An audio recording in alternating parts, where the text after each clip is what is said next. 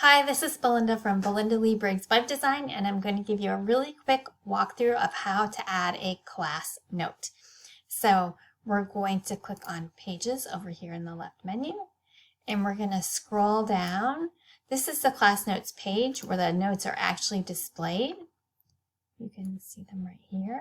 This is a summary block in this page, and it actually pulls from this class notes DB, or database we're calling it. It's really a blog. So click in the class notes database, and then what I would do is I would actually just choose the most recent note that's out there and say duplicate, and then it's going to create a copy. And so then what I do is I actually just have the Word document open, and I'm copying and pasting the contents of the Word document with their note in it at the same time. So first you want to take their name and title of the new person, and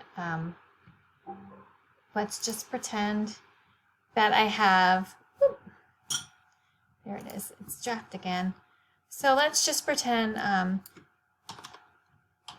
it's Louise Filbert, assistant professor of jelly beans. Okay, and so we're gonna copy that. We're gonna paste it in a few places. The first place we're gonna paste it in is into the source of the quote. So this section right here, we'll say apply. And then we're gonna click on the options tab. And we're going to come in here and this is just good for search engine optimization. So out of habit, I do that. So I paste the title in there. If it does not paste dashes in there, just click out of the field into somewhere else just to see if it will add the dashes in. If it doesn't, do it again.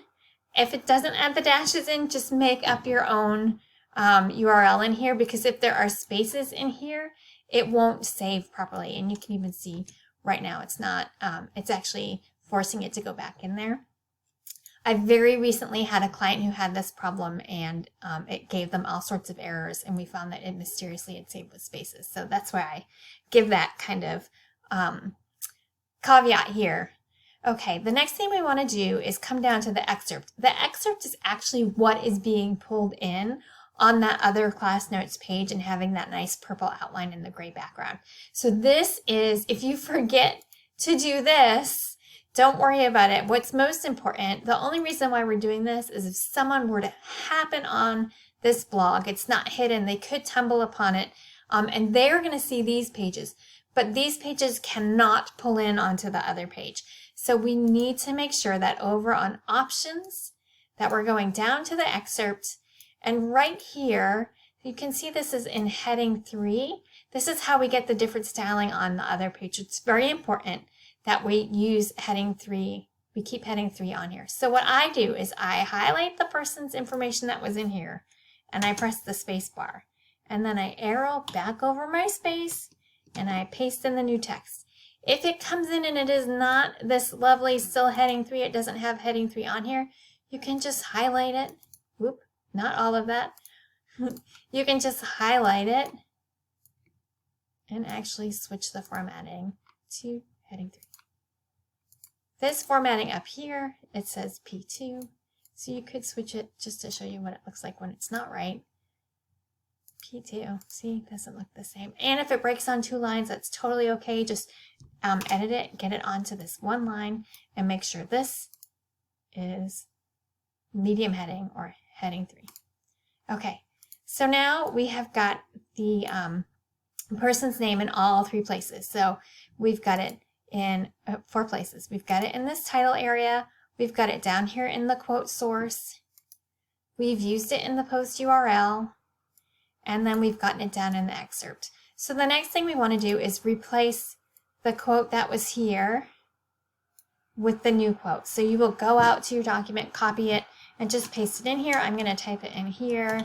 I have loved teaching the class of 2020 how to create new chemically new and exciting Oh my gosh. Flavors of jelly beans.